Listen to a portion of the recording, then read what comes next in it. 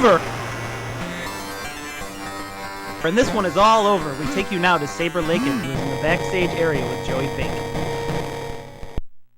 Thanks, Eric. I'm here with Joey Pink, one of the best and most controversial stars of the Video Wrestling Federation.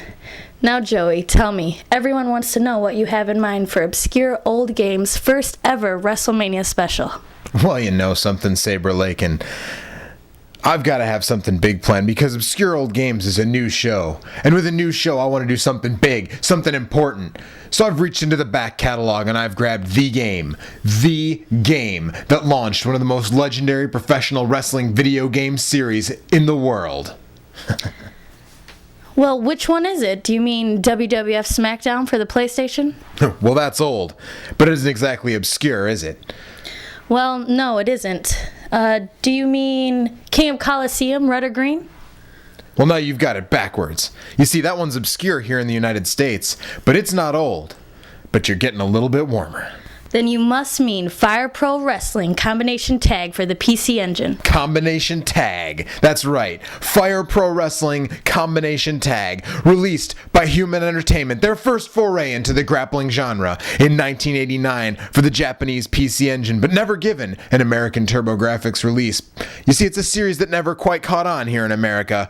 But let me tell you something. Just like this weekend's WrestleMania event, Fire Pro Wrestling Combination Tag is the granddaddy of them all. Fire Pro Wrestling is a truly legendary series on the other side of the Pacific, having seen well over 20 titles since this release. But this one is the one that laid the groundwork. The roster is made up of real wrestlers with fake names since there was no license attached. This is a tradition that continues with Fire Pro to its most recent releases. And this isn't in the way that a lot of other games have wrestlers loosely based on certain guys. These are very clearly, and quite literally, exact copies of the wrestlers in question, just with different names. In order to avoid confusing you people, I'll use their real names, not the fake Fire Pro ones. You see, this game contains a roster of both American and Japanese superstars.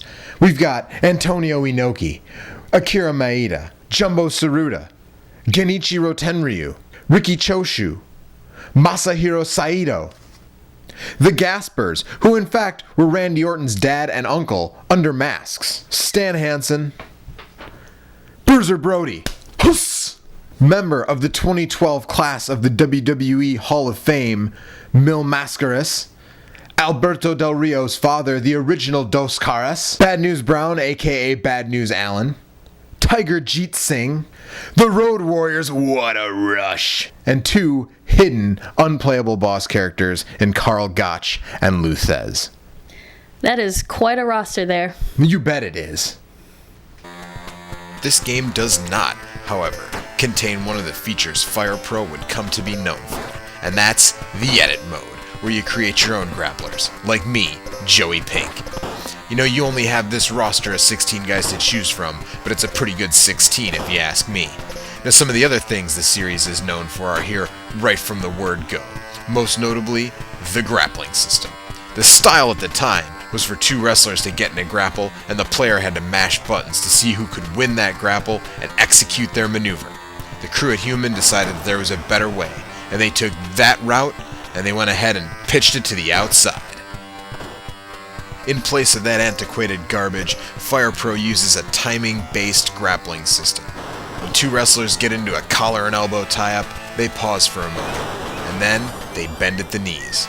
This knee bend is when you gotta input your command. Too early or too late, and the other guy is gonna hit you with a big move.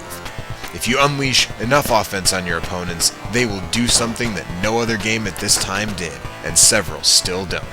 They will wear the proverbial crimson mask. That's right, baby. They start to bleed. Now, it's this grappling system that makes this game so great, that made it legendary, that took this series to heights otherwise unknown.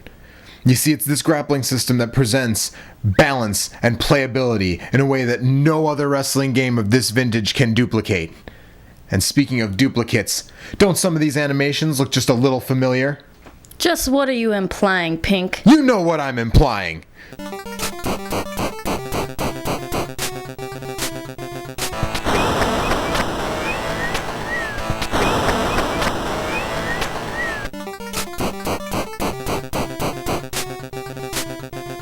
it's true, the animations for Fire Pro look nearly identical to some of the ones from NES Pro Wrestling. The reason? The man behind both the games was the same. The director, the Bobby Heenan if you will, of these games was the same man, Masato Masuda. Before he helped to form Human Entertainment, he worked for a company called Try, T-R-Y, with several other developers that would go with him to start Human a few years after, and they were subcontracted by Nintendo to help develop pro wrestling. Hence, why these animations match up just that well. A good history lesson to add to the end of there. Anything else? Just that while this game may not be as good as its sequels, it's still a damn fine game, and a good history lesson for you. It's also a damn cheap game. So why don't you go on ahead? You can find a copy on eBay for less than $5, so I recommend you do it.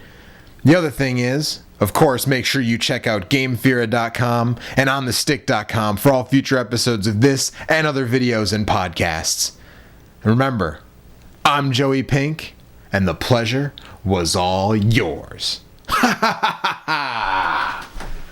Ladies and gentlemen, that was Joey Pink. He's anything but a regular guy.